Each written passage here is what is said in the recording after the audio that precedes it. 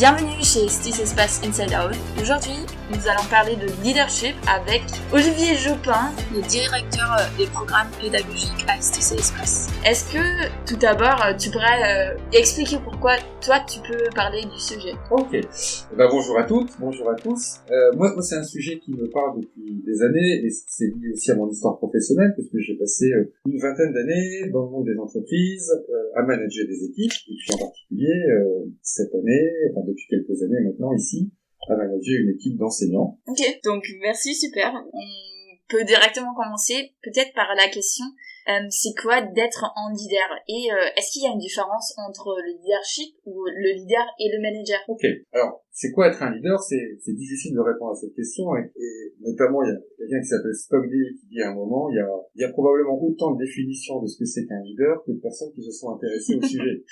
Okay. Donc le leadership, c'est difficile au fond de se dire c'est blanc ou c'est noir. Il y a beaucoup d'approches différentes sur la question du leader et de ce que ça veut dire qu'être leader. Ce qu'on peut dire quand même, c'est que le leadership, c'est quelque chose qui a à voir avec l'influence. C'est comment une personne, un groupe, va réussir à influencer les autres pour qu'à un moment, on délivre ensemble un résultat qui est partagé. C'est quoi le processus qui est en cause et qui va permettre ce mécanisme d'influence? C'est ça finalement le leadership. Alors est-ce que c'est différent du management? Si je reprends ta question, c'est vrai que les deux mots sont pris l'un pour l'autre parfois, et c'est un débat qui est présent depuis très longtemps dans la littérature, en sciences de gestion. Certains vont dire le management, c'est au fond faire en sorte qu'une organisation tourne au quotidien. Ça a à voir avec l'organisation, ça a à voir avec la manière dont on va contrôler l'activité des uns et des autres. Et puis certains vont dire non, le leadership, c'est plutôt quelque chose qui a à voir avec le sens, la vision, le long terme, le fait de mobiliser, d'encourager les autres. Donc il y a tout un débat, au fond, est-ce que le management et le leadership c'est pareil? Est-ce que le leadership c'est à côté du management, c'est en plus du management? Bref, c'est un débat qui est pas tranché. Quoi qu'il en soit, il y a besoin des deux. Il y a besoin des deux, et il vaut mieux d'ailleurs que dans une équipe, la personne qui soit le manager, qui est la tête de l'équipe, soit en plus reconnue par l'équipe comme le véritable leader. Ouais. Donc la personne qui vraiment a l'influence sur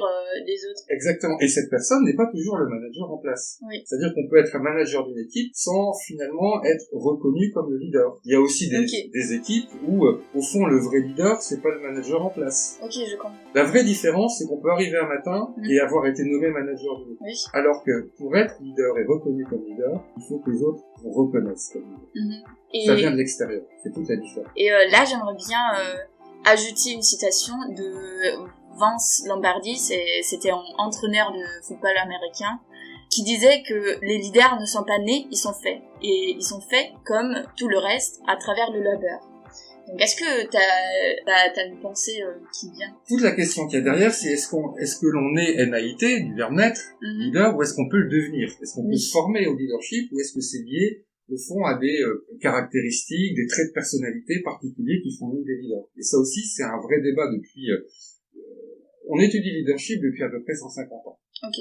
Et la première manière dont on a regardé les choses, c'est de dire un leader, c'est quelqu'un d'un peu exceptionnel. C'est un peu l'idée du super-héros.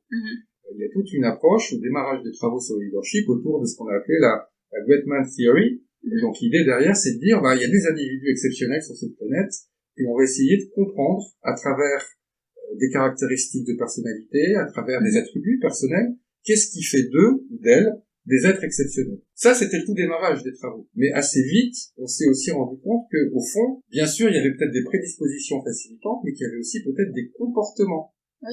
Des comportements qui pouvaient s'apprendre et se travailler.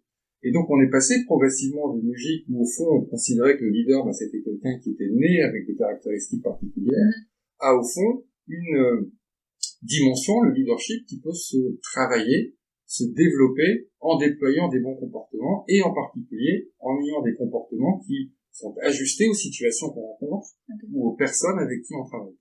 Mais est-ce que ce trait, ce caractéristique, est-ce qu'ils peuvent pas se travailler et changer au cours de sa vie? Alors oui, on peut travailler effectivement. Il y a des prédispositions personnelles sans doute, et d'ailleurs quand on regarde au fond les traits de personnalité des leaders, on a mis en évidence une trentaine de traits. Ok. Tu pourrais donner des exemples? Par exemple, la capacité à être extraverti, par exemple, la capacité à communiquer positivement avec les autres. Il y a une trentaine de traits qui peuvent caractériser un leader. Pour autant, on s'est rendu compte aussi que, au fond, ces traits sont pas suffisants en soi. L'idée pour pour développer son leadership, c'est c'est déployer plutôt des comportements qui sont adaptés à une situation qu'on rencontre ou à des personnes avec lesquelles on va intervenir le plus souvent. Donc il y a une dimension aussi situationnelle. Okay. C'est-à-dire qu'on peut être à un moment, avoir des comportements leaders adaptés dans une situation, mais pas dans une autre. On peut être le bon leader au bon endroit à un instant T. Mais la même personne dans un autre contexte aura peut-être plus de difficultés à démontrer ses capacités de leadership. Ok, donc est-ce que tu pourrais donner un exemple concret de comment un leader se comporte dans une situation? Alors, il y a encore une fois pas de réponse toute faite à ça, parce qu'il y a autant de façons de se comporter ou de styles de leadership, au fond, que de situations qu'on peut rencontrer. Alors, il y a plein d'auteurs qui ont cherché à essayer de trouver, à mettre en évidence des styles, notamment, moi je travaille beaucoup avec une approche dite du leadership émotionnel. Cette approche-là a été développée par un monsieur qui s'appelle Daniel Goleman, qui est assez connu parce qu'il a beaucoup travaillé sur l'intelligence émotionnelle. Et donc il a conduit aussi ses travaux sur le champ du leadership, à essayer de comprendre, au fond, à partir d'une situation, à partir d'entreprises qu'il analysait et qui réussissaient sur le plan économique, qui performaient sur le plan économique, quels étaient les comportements ou les styles qui étaient déployés par ces leaders. Et en fait, il s'est rendu compte qu'il y avait, au fond, 6 grandes familles de comportements, 6 grands styles, très différents les uns des autres. Il a par exemple un style qu'il va qualifier de directif. C'est typiquement le leader qui va chercher, de manière un peu basique, la conformité aux directives qu'il donne. Il met en évidence, par exemple, un style exemplaire. C'est le leader qui va pousser son équipe à toujours améliorer la performance, toujours aller plus loin, ne jamais se satisfaire de l'existant. Mais il va aussi mettre en évidence des styles, par exemple, affiliatifs. C'est le leader qui va mettre toute son attention sur la qualité de la relation qu'il a avec les autres. Fût-ce au détriment, au fond, du travail qu'on a réalisé ensemble. Et donc, ces 6 styles, on n'est pas en train de dire qu'il faut mobiliser ou utiliser l'un ou l'autre, c'est que ces 6 styles ont leur place en fonction des situations ou des contextes. Et qu'au fond, le fait développer des capacités de leader, c'est être capable de mobiliser ces 6 approches de manière ajustée en fonction de ce qu'on a. Donc c'est difficile de dire, au fond, il y a une seule et bonne façon de faire. Il y a une multitude de façons de faire. La seule question, c'est cette façon de faire est-elle ajustée à mon contexte? Du coup, dernière question. Vas-y. Donc, s'il y a plusieurs approches, comme tu dis, et s'il faut s'adapter surtout à la situation, comment est-ce que nos étudiants, ils peuvent commencer à travailler leur leadership à eux? La première chose, c'est de trouver, au fond, son style de confort, son style naturel. J'ai parlé de Goleman, mais j'aurais pu utiliser plein d'autres approches. Si je refais aussi un petit peu l'histoire, on évoquait tout à l'heure la question un peu héroïque du super-héros, du leader un peu être exceptionnel.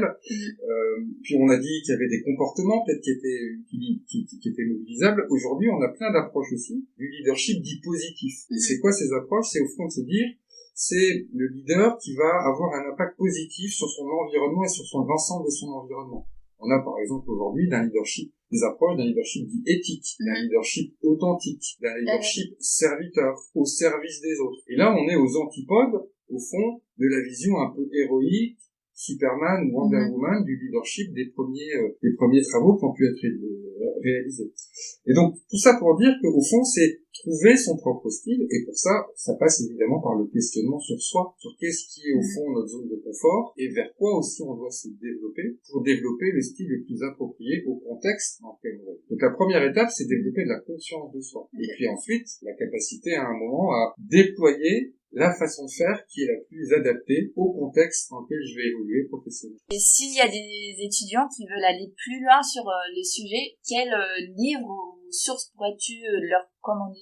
Peut-être pour celles et ceux qui veulent revoir un petit peu l'histoire de ces grandes façons de regarder le leadership, il y a un bouquin de Jean-Michel Plane qui est assez bien fait, qui est assez résumé sur les modèles classiques et les modèles contemporains, donc ça peut être intéressant. Puis pour ceux qui sont un peu plus sensibles à l'approche émotionnelle du leadership, Daniel Goleman a publié ses travaux dans un article de la Harvard Business Review qui s'appelle Leaders That Get Results, qui a été publié au début des années 2000 et qui peut être un article de référence. Ok, bah super, merci pour ton temps et c'est un plaisir. plaisir. Merci pour votre écoute et on se retrouve prochainement. Voilà. Alors, ce qu'on peut retenir de cet épisode, c'est que notre perception d'un leader a beaucoup évolué depuis qu'on a commencé de s'intéresser au sujet il y a 150 ans. On est passé d'un super-héros à des styles très différents de leadership, comme ils sont décrits par exemple par Goldman. Mais ce que rassemble tous ces styles, c'est qu'ils arrivent tous à influencer en groupe, car la personne qui l'applique est reconnue comme leader par les autres. Donc, dans certains cas, ça peut distinguer le manager nommé du vrai leader de l'équipe. Maintenant, si vous voulez travailler votre leadership, il faut d'abord trouver son style naturel en s'observant, etc.